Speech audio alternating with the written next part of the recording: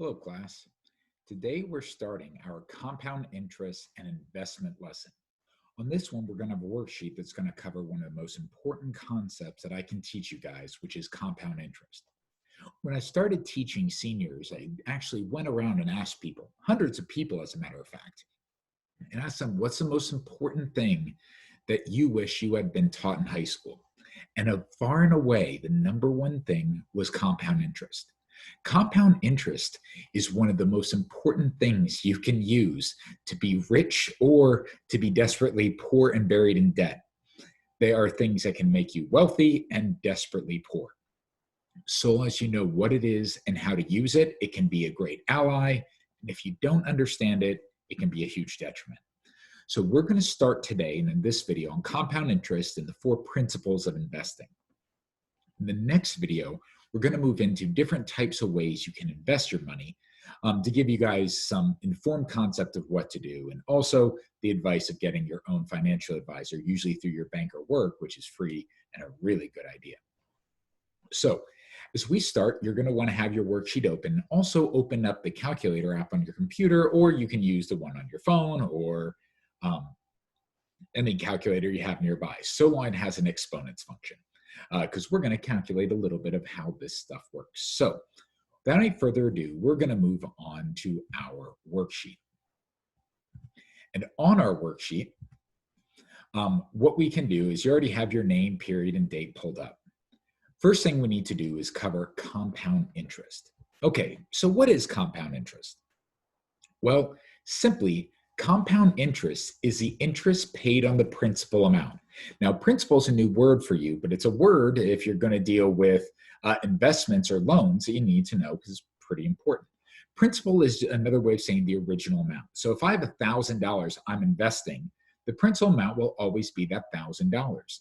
As interest gets added on, my principal stays at that $1,000. The same happens with a loan. If I got a $1,000 loan, I would have a $1,000 principal I need to pay off, plus the interest that accrued. And remember, accrue means to build up or amass. Okay, so compound interest is the interest paid upon the principal amount, and it is also the interest paid on the accrued interest over time. What this means is, as you invest your money, and there's that $1,000, if you had, let's say, 10% interest, well, 10% interest on $1,000 would be $100. So the next year, at the end of the year, they give you $100, so now you have $1,100. Okay, the next year, your principal's still $1,000, so they give you an extra $100, but then they give you 10% of that extra $100 on interest. They're going to give you $110. So now you have $1,210. The next year, you're going to get interest on the original principal, an extra $100 off that $1,000 principal, plus an interest off the $210. So they're going to give you another $21. So you have $1,320. $31. And so the thing is, your interest is going to grow and grow faster and faster. It makes an exponential curve, something that you've probably learned about in compound interest when you covered it in math. So this is how you can get really rich, because it's going to allow your money to double and then redouble and redouble on top of itself and redouble on top of itself again. And it goes faster and faster and faster. So remember, compound interest is the interest paid upon the principal amount, but also the interest paid upon the interest over time. That means over time, your investment will grow faster over more time, or as time goes on. So remember, as time goes on, your investment is going to grow fast, and then faster, and then faster, and then faster. And that's how you can be rich. That's how all of us can become wealthy and prepared to be financially stable in retirement. The reason is because we'll use compound interest wisely. If you don't use it, that's all that wealth you're giving up because you just don't know about it or want to do it. That's a very expensive idea. Okay, so what we're going to do is a little example on how to calculate compound interest. Now, I gave you the formula here, and I put in a bunch of ways, and I'm walking you through it. So I do expect you to do some of the math on your own, and I'll even show you how. So what we want to do is predict what our future value of our money could be for certain interest rates over time. Now, what we can do here is to solve for the future value right here, you take the present value, you multiply it by 1 plus the interest rate, that's a percentage as a real number, to the power of number of years. I know you're like, wow, numbers. Oh, no, it's a very simple formula. So you simply, if we said we had $1,000 as our present value, our principal, and we're earning 5% interest, how much would you have in 10 years? Okay, so we have $1,000 as our present value, and I'm going to use $1,000 for all of these, so it's easy for you to do. Then we go 1 plus the interest rate. Well, 5% is 0.05. We always know percents are just numbers in the fraction of 100. So 5%, move decimal 2 places, 0.05. And then we take it to the 10th power because that's the number of years. So 1 plus 0.05 is 1.05 to the 10th power is 1.628. Multiply that by 1,000 and you have $1,628. That means if you put that $1,000 away, you're going to make $628 in 10 years doing, well, no work at all. Well, that money earns interest. And so you got wealthier with your money by simply saving it and investing it. Okay, what I want you to do is practice by doing the math for these two, because we're going to have to move that on. And to just show you guys how that works, and I'll help you with this one. So in 25 years, that means we're going to do almost the same math, but instead of the 10 as our exponent, it'll be 25. So to show you guys how this works, you're going to go ahead and say, all right, we're going to go 1 plus 0.05. And if you just want to put 1.05, to get ahead of it, you can. So you see right there, we have 1.05. All right, and then we're going to take it to the 25th power this time. So you can see that little caret right there showing we're going to the 25th power, and that equals this number. But we just multiply by 1,000, or you can just move the decimal place 3 places over, and it'll give you the same thing. And we end, oh, I'm sorry, I got to multiply by 10 one more time because it's thousandth place. And we end up with, oh dear. Okay. See how typing things in is really goofy. So if we have 1.05 to the 25th place, that equals 3.386. The decimal places is going to be 3,386. But 35 cents. But just to show you, you multiply it by, instead of 100, you guys saw my typo there. We multiply 1,000 and we get 3,386 as we said. And that's what you're going to put right here. Now, if we do this for 40 years, well, the math is very, very much the same. We go ahead and we say it's 1 plus 0.05, equals 1.05. We multiplied to the 40th power, and that gets us this. Now you can just move the decimal place 3 places, or you just multiply by 1,000. It is literally doing the same thing. So 1,000, and we end up with $7,040, because we can round if you want. It's not a big deal if you don't. But so this would be $7,040.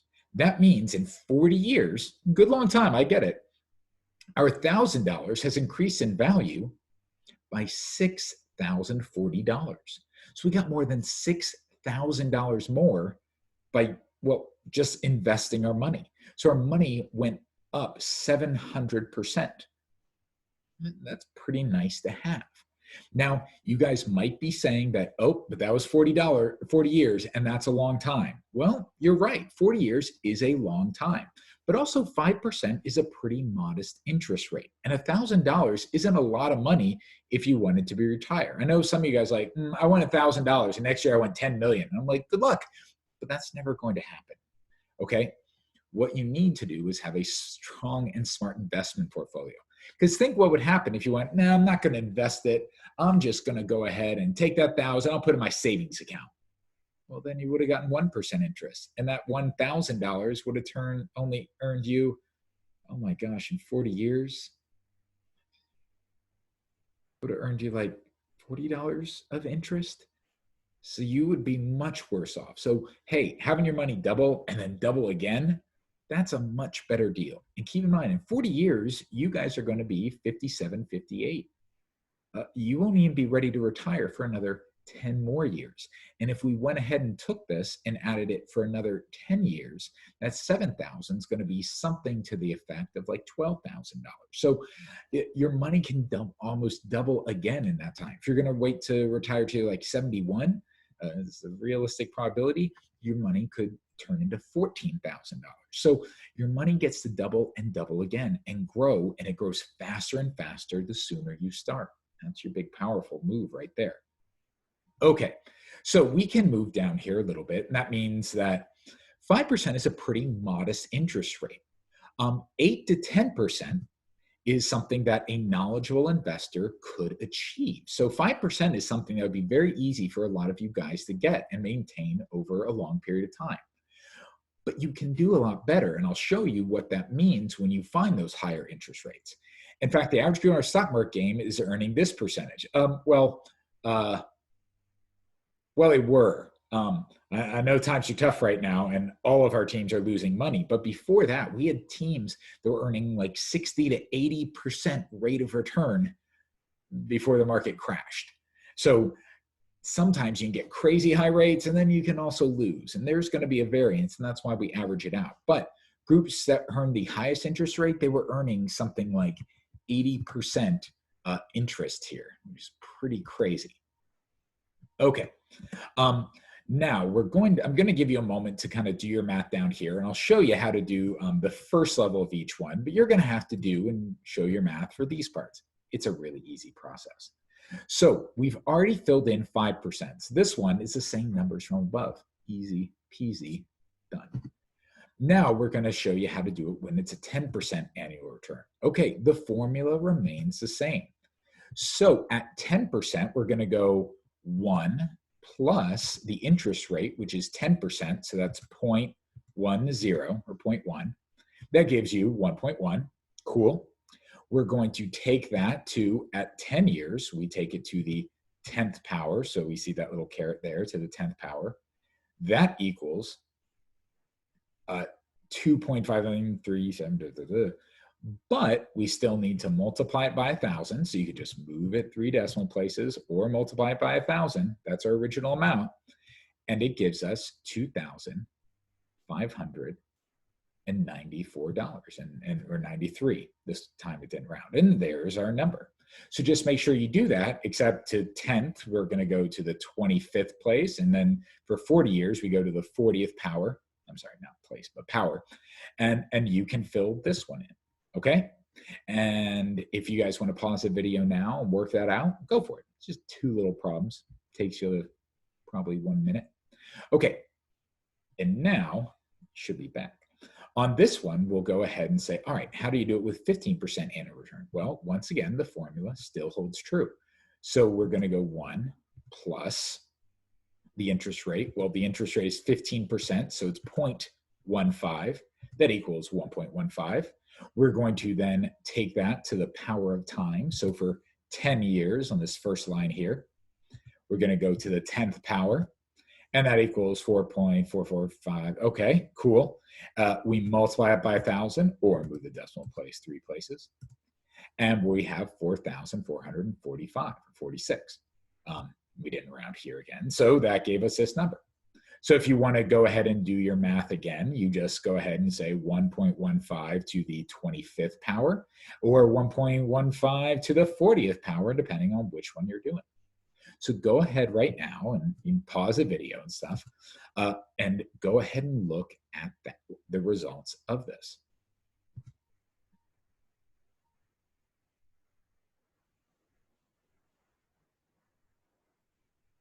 Okay. Now that you've had this all done, what you'll realize is that your $1,000 is turning into a lot more. We're talking about like $40,000 in 40 years. Well, $1,000 turned into $40,000. That's a big difference. I mean, that's like a year of retirement by only saving $1,000. Well, not even today, but the same $1,000 10 years from now. That $40,000 would be in 10 years. If we said 50 years, by the time you retire, that $40,000 would be about $100,000 if you waited 50 years and saved it today. Wow, $100,000 from $1,000 right now if you were investing wisely. But 10% isn't that easy.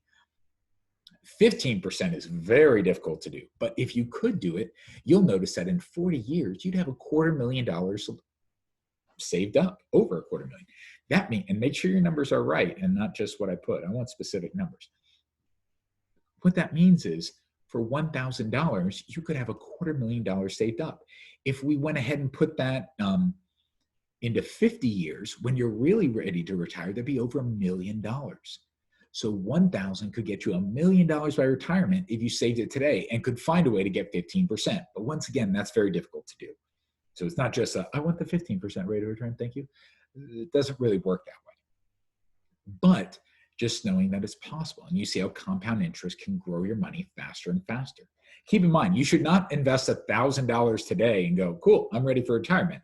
If you did $1,000 that year, and maybe 1,000 the next year, and 2,000 the next year, and 2,000 the next year, and 3,000 the next year, and 4,000 the next year, and 4,000 the next year, and 4,000 the next year, that's not even 10 years. And well, all of a sudden, that amount is going to grow and grow. And now you've got over 40 years to watch that money grow. And instead of $1,000 as our premium, you've already saved up probably somewhere to the order of like $20,000. So we can multiply whatever number you got here by 20, and you guys can maybe see that, well, that's starting to look like a good retirement amount. Because if you're wondering, yeah, I want to have like 300,000 to retire. No, you guys really should be looking around $2 million. That's what a lot of experts are saying now, that people your age, and even close to my age, are saying, I need at least $2 million to be able to retire comfortably. And I don't mean retire with lots of money and rich and wealth everywhere. I mean, enough money to retire and be able to go, okay, I can still have a place to live, still afford a car, still afford to like see my grandkids, maybe buy them presents. But that's what we're looking at here. So if you're wondering like, oh, I'll never be able to have that much money, or oh, I don't want to save now, you need to save a lot and you need to save early. But most importantly, you need to invest, because you'll never get 2 million if you just save a few $1,000s every month and put into a savings account that gets you not 5% interest, but 1%. Okay, moving on, we can answer 5 and 6. Okay, so number 5 is, what is your initial reaction to seeing how these numbers change over time? Well, this is your opinion.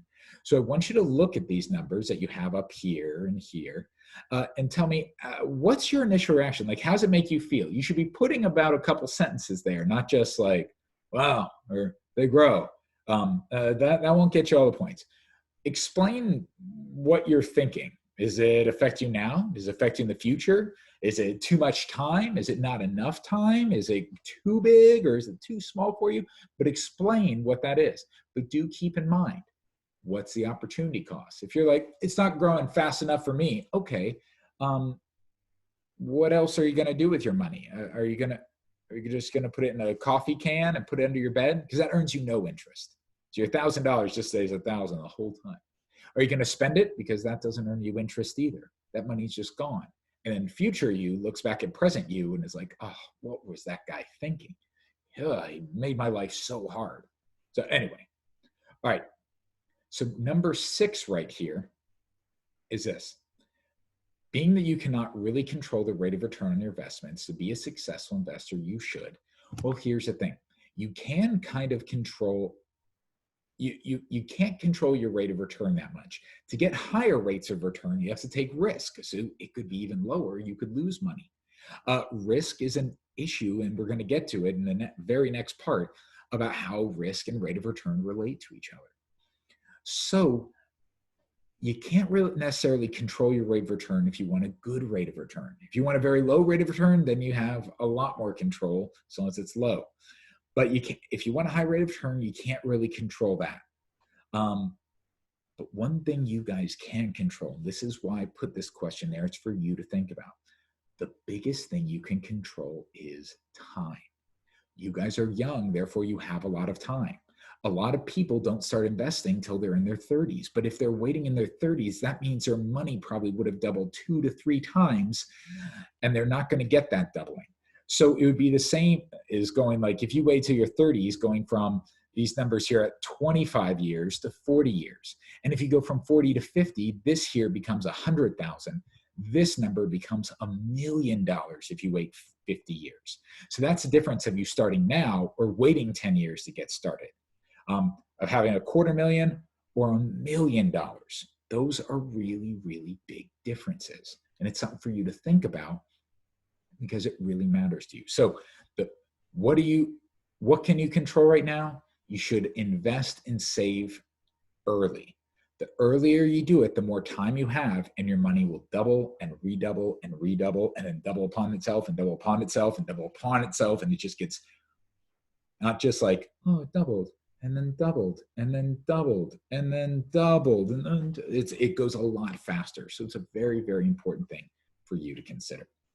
Okay, what we're going to do right now is get you guys a little bit into the characteristics of investment, something for you to think about, especially for the next video when we get into things like types of investments. So we're talking about investment and risk, very, very important concepts for us to know. And if you're ever going to invest your money, you need to think of these 4 concepts: rate of return, risk, liquidity, and tax status. They are all very, very important things. And they're important things for you to consider because they all affect us differently. Some of us can put our money away and go, I will never need to touch that money. So liquidity doesn't matter. Some of us go, well, I'm going to put the money away, but I might need it for this emergency or this situation pops up, where liquidity could mean more to you.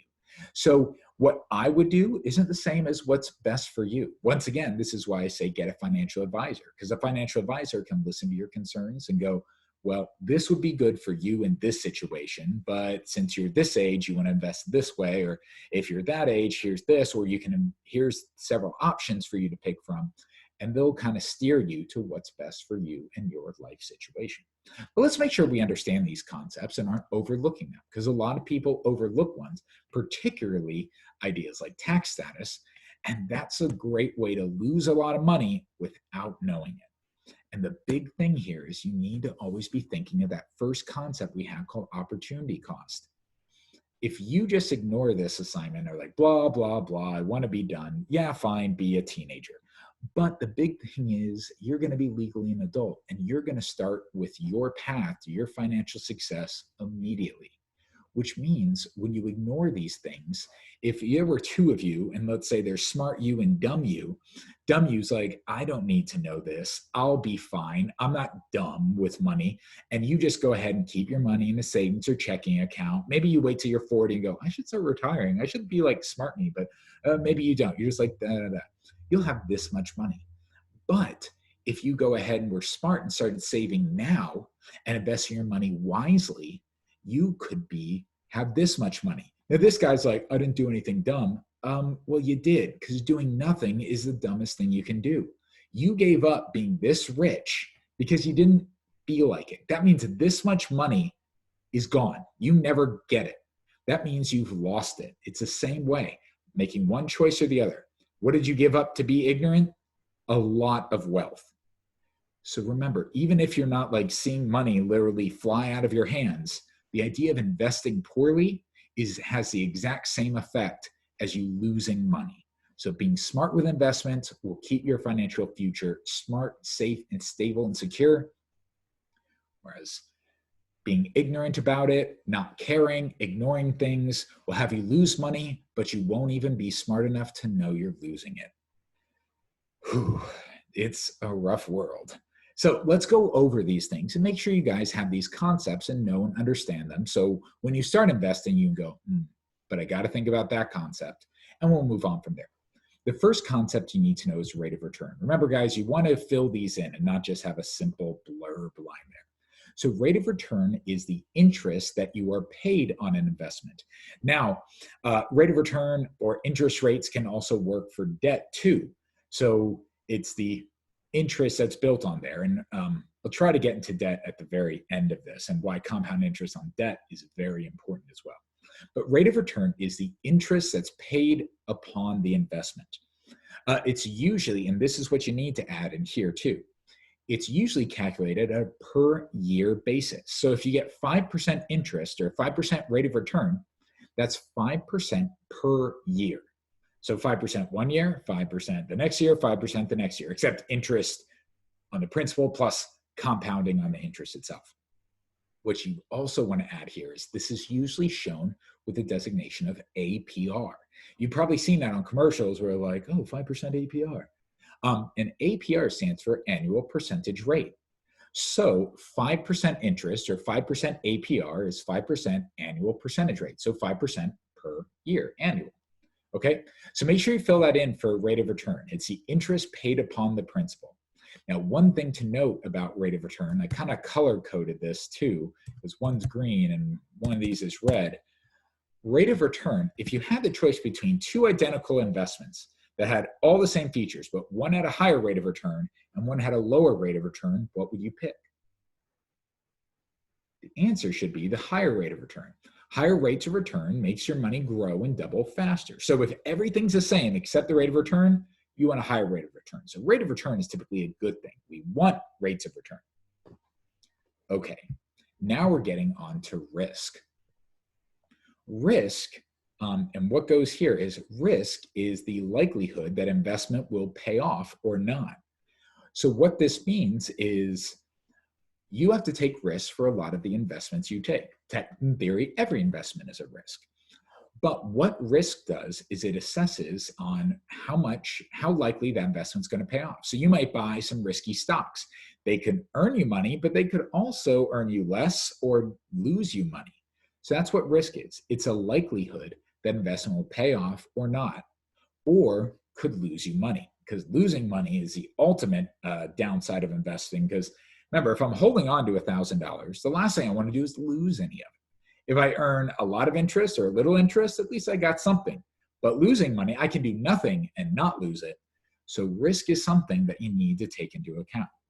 So another thing to put about risk is, look, if I have two investments that are identical, one is higher risk, one is lower risk, and everything else is the same, which one do I want to invest in? The answer is the one with lower risk. If everything else is the same, including like the rate of return, liquidity, and tax status, but the risk is different, I'd rather take lower risk. I'd rather have more assurance that my investment will pay off rather than maybe it won't with high risk. So risk is typically a bad thing. We like high rates of return. We prefer low risk. All right. Third option here is liquidity. And what liquidity is this. We've covered this already when we were talking about like M1 and M2, but liquidity is how easily it is to turn investment into cash. Essentially, it's how quickly you could spend the investment, but you got to turn it into cash first, and cash is perfectly liquid. So it's how quickly you can turn your investment into cash. So an idea is this, how liquid would a house be as an investment? So think about it. If you own a house, how long would it take for you to turn that into cash? The answer is a long time. Houses are very what we call illiquid or not liquid at all. So if I had a house and I wanted to sell it and turn it into cash, I'd have to like get it ready. I'd have to get a realtor. I'd have to put it up for sale. They'd have to show it for a while to get the price that I want. Once I found someone who wants, I put in an offer. I agree to it. We have inspections. We have a signing period. Pretty much it would take me months to turn my house into money that I could go and spend. So houses are considered very illiquid. On the other hand, money in a checking account would be the opposite. How long does it take for you to spend money in your checking account? Instantly. So money in your checking account is very, very liquid. So it's something for you guys to keep in mind when we start covering, or when you think about investing. Some investments are very liquid. You can get the cash that day. Some are illiquid. It's a little bit harder to get. And some, the prices fluctuate. So its liquidity could be very liquid if it's a good day, but also very illiquid on bad days. So it's something to consider when you're investing, because if I'm someone who lives very close to my margins and I'm investing all my money and I get a leak in my roof or an emergency happens, I need cash now, well, I got to find a way to cash out my investments. Okay, so liquidity is how quickly you can turn investment into cash. Okay, now with liquidity, and if you notice the color coding, it's green, as in if two investments are the same, would we rather have one that's more liquid or less liquid? The answer is we definitely want one that's more liquid. if I can access my investments and turn into cash more rapidly, I'll be better off than if I can't access them in case there's an emergency or a different opportunity for me to invest. So liquidity is considered a good thing. We'd rather have investments be more liquid than less liquid. All right, and our last one here is tax status. Tax status is one of the more complicated ones, but also something that people tend to ignore a lot. So what tax status is it's the rate and frequency to which an investment gets taxed. So by rate, I mean how much of that investment's interest gets taxed, because some get taxed at a capital gains rate, it's about 17%. Some of the income tax rate, which could be like 30% or more even. So it's the rate to which it gets taxed, but also, and more importantly, the frequency. Some investments get taxed every year. Some investments, you have to pay your income tax and then more taxes on top of it. Some of them, you never pay your income tax and you only pay the capital gains tax, the lower one, once at the end.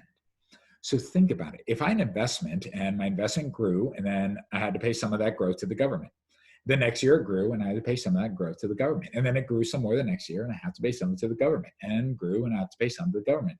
All that money going to the government tax is money that could be in my investment, compounding and doubling and doubling and doubling, making me a lot more money versus not doing that, and therefore not earning me all the interest. So this is something really important for people to consider, is what is the tax status on my investment? Because in the long term, tax status can have enormous effects on how much money you have in your investments. So it's the rate and frequency to which something gets taxed. So would you rather have an investment, if you have two investments that are the same, one that gets taxed often and a lot, or one that gets taxed rarely and a little? Well, that's going to be an easy one.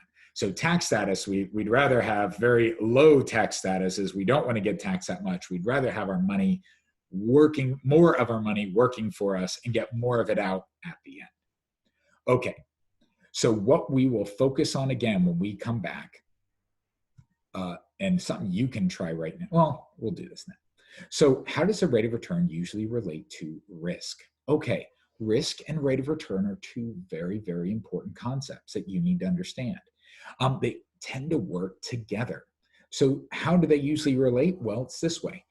If I have an investment with a high rate of return, that usually means it has a very high risk with it as well. On the other hand, if I have a very safe investment, the rate of return tends to be very, very low.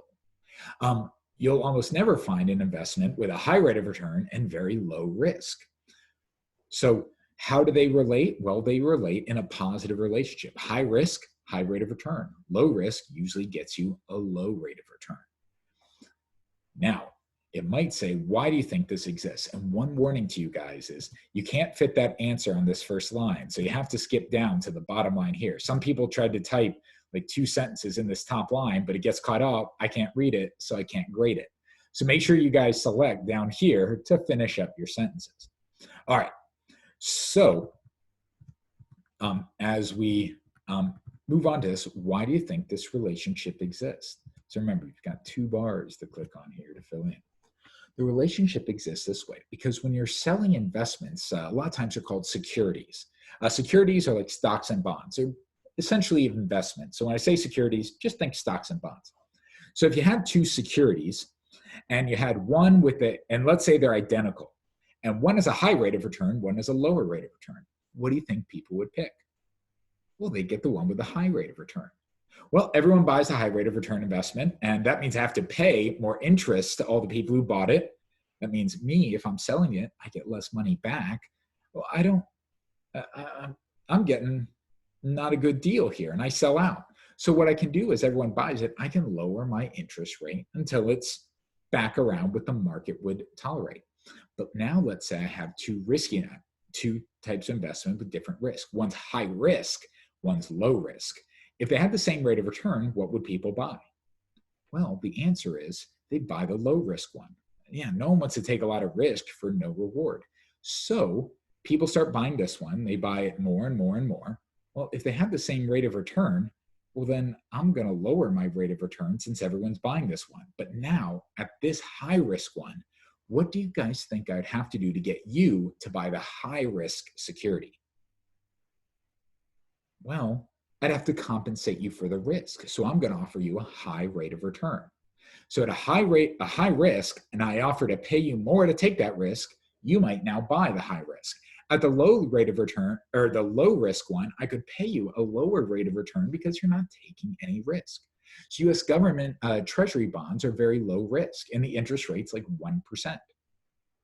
But if we said like junk bonds or penny stocks, those rates of returns can be very high, but the risk is also very high. You're very likely to lose all your money investing in those. So high risk and high rate of return tend to go up here. So why does the relationship exist? The answer is you need to pay people more or a higher rate of return to take on extra risk. And when there's lower risk, you can pay them less rate of return because they don't need a high rate of return to take lower risk. So keep that in mind, is I don't need to pay you to take no risk, but if you're going to take a lot of risk, I need to pay you more, hence higher rate of return. All right, so what we're going to be covering next time is the types of investments that I've ranked here from least to most risky. We'll go over the pros and cons and how all four factors, the rate of return, risk, tax, liquidity, and tax status, relate to each of these investments.